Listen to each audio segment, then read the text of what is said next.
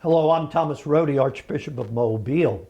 And as we continue this year of the Eucharist in the parish in the Archdiocese of Mobile that lasts throughout this year until the end of the church calendar on the Feast of Christ the King in November, I'd just like to point out that in the Gospels, particularly the Gospel of John, darkness is used as a way of expressing the hopelessness of being without God, of sin.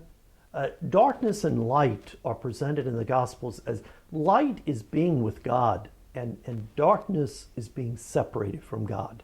To give two examples, when Nicodemus the Pharisee is searching and he goes to Jesus to learn about the good news, the Gospels say it was night. In other words, Nicodemus is leaving the darkness of being separated from Jesus and going into the light of the presence of Jesus. Or on the contrary, at the Last Supper, when Judas goes to betray Jesus, it's mentioned in the Gospel it was night. In other words, Judas was leaving the light of the presence of Jesus and going into the darkness of sin.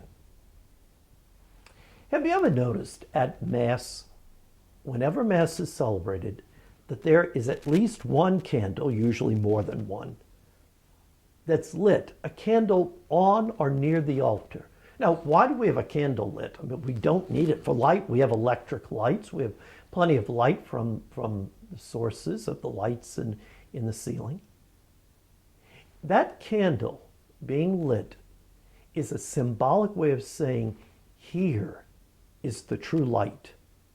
The Eucharist is the light of Jesus Christ, his body, his blood. And so often in our lives, we have darkness, the darkness of sorrow, the darkness of despair, the darkness of sin. We have many ways that our lives can seem dark. But when we go to Mass, we are in the presence of the light, who wants so much to bring his light into our darkness. You know, in the Gospel of John, John begins by saying that Jesus is the light, and the light shines in the darkness, and the darkness cannot overcome it. This Lord, who wants so much to give us his body and blood to receive in communion, wants to bring his light into our very lives. May God bless you and your loved ones.